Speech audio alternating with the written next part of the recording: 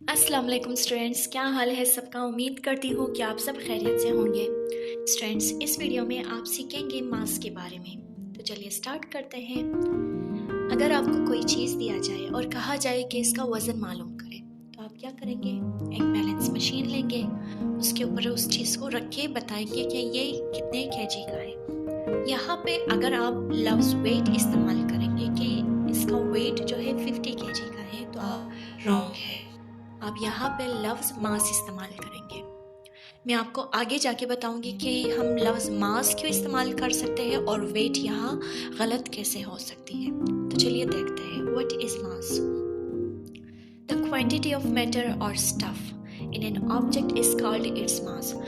आप यूँ कह सकते हैं कि किसी भी जिस्म के अंदर जो उसके कंटेंट्स होते हैं, जिन चीज़ों से वो जिस्म बनी हुई होती है, जिन चीज़ों पर मुश्तमिल होता है वो जिस्म, उसी को हम कहते हैं उसका मास।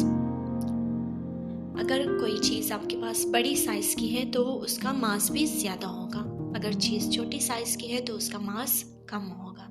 तो यहाँ पे जिस टेबल का साइज़ छोटा है, आपकी नज़र में उसका वज़न कम होगा या ज़्यादा? बड़े साइज़ के टेबल को बनाने के लिए क्योंकि लकड़ी की मिकदार ज़्यादा चाहिए होती है, जिसकी वजह से हम कह सकते हैं कि उसका मास ज़्यादा है, जबकि छोटे टेबल को बनाने के लिए लकड़ी की मिकदार कम इस्तेमाल हुई है, जिसकी वजह से उसका मास भी कम है। अब हम बात करेंगे वेट की। वेट वो फोर्स है जिसके ज़रिए से कोई भी जिस्म अट्रैक्ट होता है ज़मीन के सेंटर की तरफ। Weight is equal to mass multiply by gravitational force. हर ऑब्जेक्ट की कोई ना कोई वजन तो होती है, मास होता है। मास को अगर हम मल्टीप्लाई बाय ग्रेविटेशनल फोर्स करें, ये दोनों जब मल्टीप्लाई होगी, ये दोनों एक साथ कहलाएगी वेट उस चीज़ का। जैसे कि मैंने शुरू में बात की कि आप जो है लफ्ज़ वेट इस्तेमाल नहीं कर सकते अगर आप किसी चीज़ को वज़न करते वक्त बताते हो कि इसका वेट इतना है। वेट लफ्ज़ जो है एक रॉन्ग वर्ड होगा। क्यों? क्योंकि जब हम लफ्ज़ मास इस्तेमाल करते हैं यानी कि कंटेंट्स कितनी है, उस बॉडी के अंदर क्या क्या चीज़ें कितनी मिकदार में इस्तेमाल हुई हैं, जबकि जब हम लफ्ज़ वेट इस्तेमाल करते हैं, वेट से मुराद के यहाँ पे वो फोर्स हम बता रहे हैं जिसके ज़रिए से ज़मीन किसी चीज़ को अपनी तरफ खींच रही होती है। जैसे कि अगर इंसान किसी जगह खड़ी हो जाती है तो इंसान को एक क़ुव्वत जो है नीचे की तरफ खींच रही होती है, जिसको हम कहते हैं ग्रेविटेशनल फोर्स। तो यहाँ पे अगर हम लफ्ज़ वेट इस्तेमाल करेंगे तो मतलब हम फोर्स और मास को मिला के बात कर रहे हैं। एक बात आपने ज़हन नशीन करना है कि मास किसी भी जिस्म का कभी भी चेंज नहीं होता अगर हम जगह चेंज करें। फॉर एग्जाम्पल, अगर एक इंसान है ज़मीन के ऊपर, अगर इसका मास देखी जाए ये है 120 kg फॉर एग्जाम्पल। अगर यही सेम इंसान चांद पे चला जाए तो वहाँ पे भी इसका मास आ जाता है 120 kg। क्यों? क्योंकि इंसान के जिस्म के अंदर जो कंटेंट्स हैं, जो गैसेस भरी हुई है, जो मुख्तलिफ पानी, बोन्स, जो मसल्स वगैरह है, वो वही सेम ही रहता है। ऐसा नहीं है कि चांद पे जाने के बाद बॉडी के मसल्स कम हो जाए या हड्डियों की तादाद कम हो जाए, क्योंकि contents of the body same रहता है, जिसकी वजह से हम कह सकते हैं मास सेम ही रहेगा। इसके बाद हम बात करेंगे वेट की। वेट जो है हर एक चीज़ का डिफरेंट होता है अगर जगह तब्दील किया जाए। फॉर एग्जांपल, इस इंसान का मास है 120 kg। अब ये क्योंकि ज़मीन पे है ये इंसान, ज़मीन इस इंसान के बॉडी के ऊपर जो क़ुव्वत सक़ल लगा रही है, जो ग्रेविटेशनल फोर्स लगा रही है, वो है फॉर एग्जांपल 10 न्यूटन। तो ये जो मास ऑफ द बॉडी है ये मल्टीप्लाई बाय 10 होगा, जिसकी वजह से हम बाद में कह सकते हैं कि इस इंसान की वेट कितनी है, 1200 न्यूटन। जबकि यही सेम इंसान अगर चांद पे चला जाए तो वहाँ पे इसका वेट डिफरेंट होगा, क्योंकि चांद जो है ज़मीन से दूर है।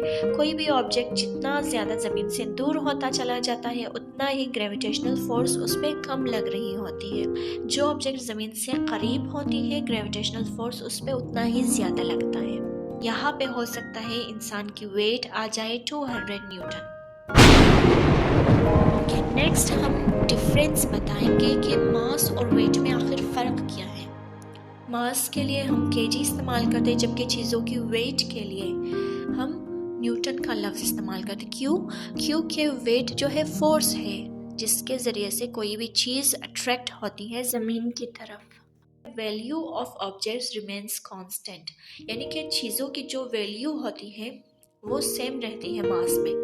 अगर एक चीज़ का मास जो है 50 kg है, हर एक जगह पे वो मास सेम ही रहेगा। जबकि वेट की वैल्यू चेंज हो जाती है। क्यों? क्योंकि ग्रेविटेशनल फोर्स डिस्टेंस पे डिपेंडेंट है, यानी कि जितना ज़्यादा कोई चीज़ ज़मीन से डिस्टेंस रखता है उतना ही उसके ऊपर फोर्स कम होगी। जितना कोई चीज़ ज़मीन से करीब होगी उतना उसके ऊपर ग्रेविटेशनल फोर्स ज़्यादा लगेगी। तो जो वैल्यू आ जाती है वो चेंज आ जाती है। मास का कोई डायरेक्शन नहीं होता, जबकि वेट का डायरेक्शन होता है, क्योंकि ये ग्रेविटेशनल फोर्स होती है जो चीज़ों के ऊपर लग रही होती है। तो इसकी वजह से हम कह सकते हैं कि वेट की जो डायरेक्शन है वो वर्टिकली डाउनवर्ड्स होती है। नेक्स्ट है मास को मालूम करने के लिए हम जो इंस्ट्रूमेंट इस्तेमाल करते हैं उनका नाम है वेट बॉक्स, बीम, इलेक्ट्रॉनिक या सिंपल बैलेंस मशीन्स। जबकि वेट को मालूम करने के लिए हम स्प्रिंग बैलेंस इस्तेमाल करते हैं। इसके अलावा न्यूटन मीटर भी हम इस्तेमाल कर सकते हैं वेट मालूम करने के लिए।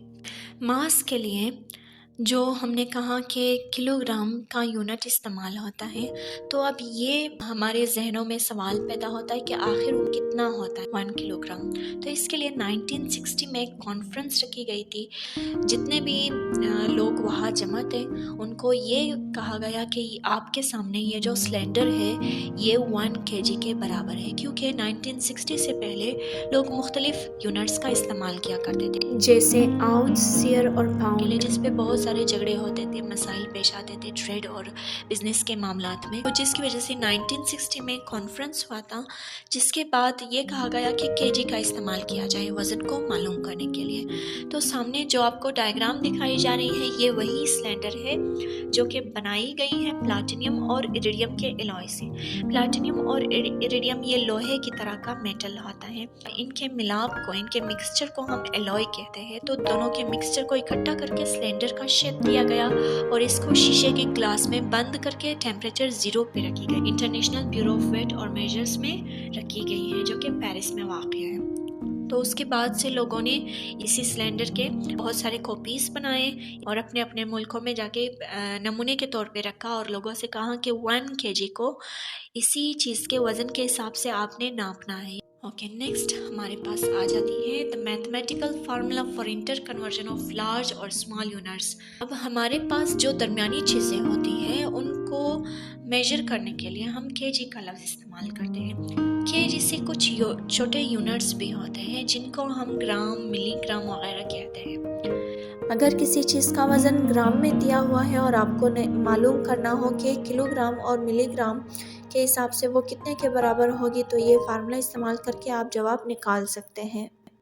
1 किलोग्राम इज इक्वल टू 1000 ग्राम। इसी तरह से 1 ग्राम इक्वल होता है 1 डिवाइडेड बाई 1000 kg। 1 ग्राम बराबर है 1000 मिलीग्राम के, यानी कि 1 ग्राम से भी छोटे यूनिट्स को हम कहते हैं मिलीग्राम।